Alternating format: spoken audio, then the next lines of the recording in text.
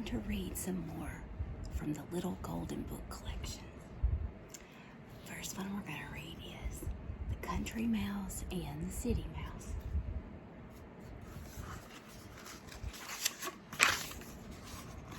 A city mouse was once invited to visit a friend who lived in the country. She had always been curious about country life, so she packed a little bag and went merrily on her way. She found the air fresh and sweet, and the woods and meadows beautiful, carpeted as they were with wild flowers and filled with bird song. This country life is really rather pleasant, she thought. But when she sat down to dinner that evening, she found only some nuts and berries and a few stalks of wheat on her plate. How boring, she moaned to herself, already beginning to feel homesick. She picked at her food, eating just enough so that her friend's feelings would not be hurt. After dinner, the two went for a walk in the woods. The city mouse told her friend all about her wonderful life in town, about the fine house in which she lived and all the delicious food she enjoyed there. The country mouse was all ears. It was late when they returned home, and the two settled down for the night. The city mouse had a lot of trouble falling asleep. She was not at all used to the country's night sounds. Hooting owls, croaking frogs, and buzzing bugs. The country mouse, on the other hand, was peacefully dreaming of all the things her friend had told her about life in the city.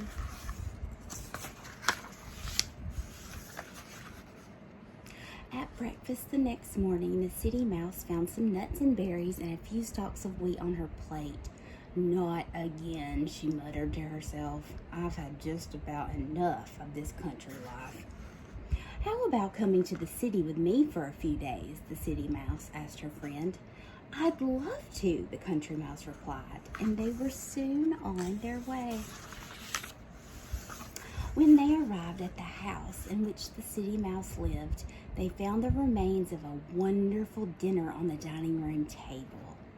There was roast chicken with all the fixings, a beautiful crumb cake, and a platter of the most delectable cheeses. The country mouse could hardly believe her eyes. The country mouse had just begun to nibble on a great slab of Swiss cheese when there was a sudden scratching, then a meowing, then a great orange blur as the house cat charged into the dining room. The two mice raced for shelter under the legs of the tall china cupboard. They stood very still, barely breathing. After what seemed like hours, the cat finally left. Just part of the excitement of city life, said the city mouse with a toss of her whiskers. And the two returned to their interrupted dinner. The country mouse, still a bit shaken, helped herself to a tasty morsel of crumb cake. Wham! Bam! In marched the boy of the house, followed by a great shaggy dog. The two mice fled again, hiding this time in two china mugs. That's pretty smart. The boy and his dog left as quickly as they'd come, and the house was soon quiet once more. The country mouse quickly fetched her belongings and spoke to her friend.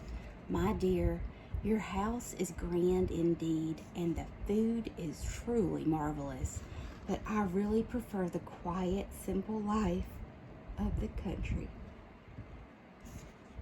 The two friends said their farewells and promised to visit each other again someday.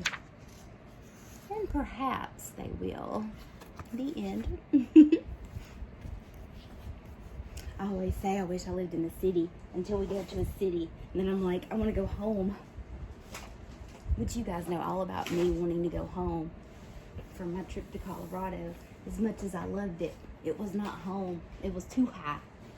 It was too high and too dry for me. Okay, next. Big Bird's Day on the farm. Talk about city going to the country. We're doing it again. I did not plan that, y'all. That's just how cool and lucky I am. Big Bird was on his way to Sesame Street when he saw a sign at a fork in the road. It said, "No Through Road." What a funny name for a road, said Big Bird. Maybe this is the way to Sesame Street, said Big Bird as he walked along the dirt road. Hi there, Big Bird greeted a flock of chickens. Look at all those chickens pecking on the road.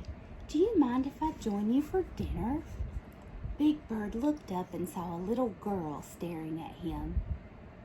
You're the biggest chicken I've ever seen, she said.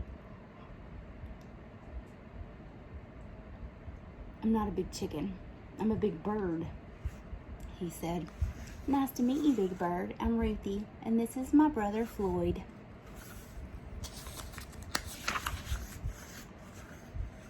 Would you like to visit our farm, Big Bird? Asked Ruthie. Oh, thanks, he answered with a yawn.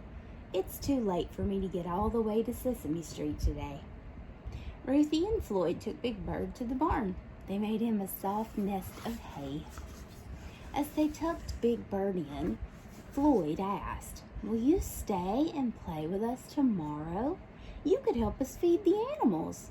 I'd like that, Big Bird answered. When the rooster crows, you'll know it's time to get up, said Ruthie. Then they kissed him good night. Big Bird waited and waited for the rooster to crow.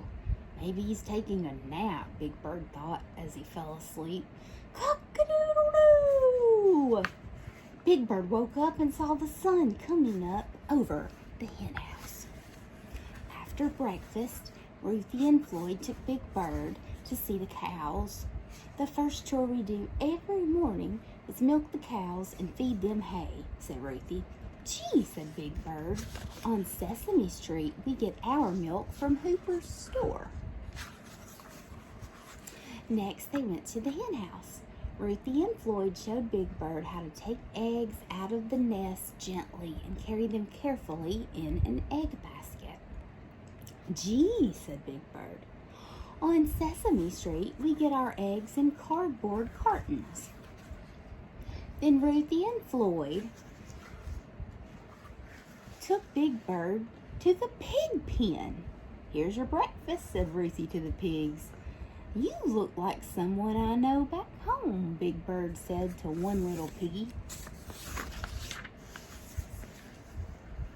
When they went out to the field to feed the horses, Big Bird carried the bag of oats. They poured the oats into troughs for the horses. Bert likes oatmeal too, said Big Bird. He would love it here. Now we'll show you where honey comes from, said Ruthie, leading Big Bird out in the field to the beehives. The bees gather nectar. I keep yawning, I'm so sorry. Now we'll show you where honey comes from, said Ruthie, leading Big Bird out in the field to the beehives. The bees gather nectar from the flowers and they bring it here to their hive. Then they turn the nectar into honey. Don't pet the bees, said Floyd. Good advice. Then Big Bird, Ruthie, and Floyd went to the apple orchard. I know how to pick these apples fast, said Big Bird. Without even standing on tiptoe, Big Bird could reach every apple on the tree.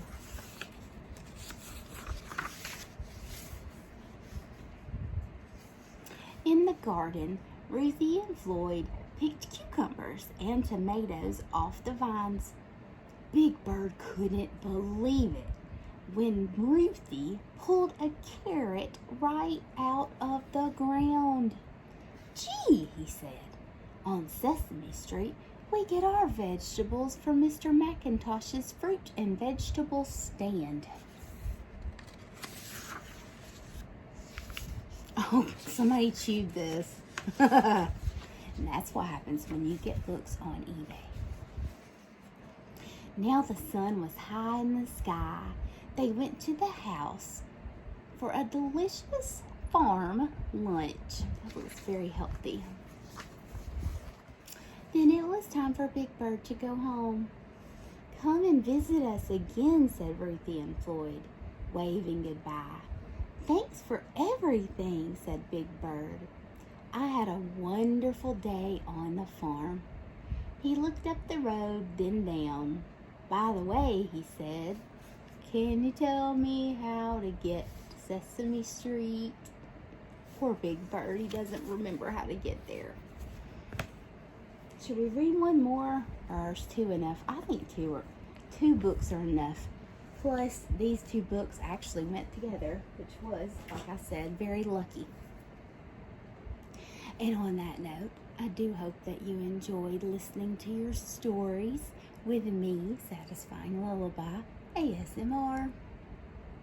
And as always, I wish you sweet, sweet dreams and a good night.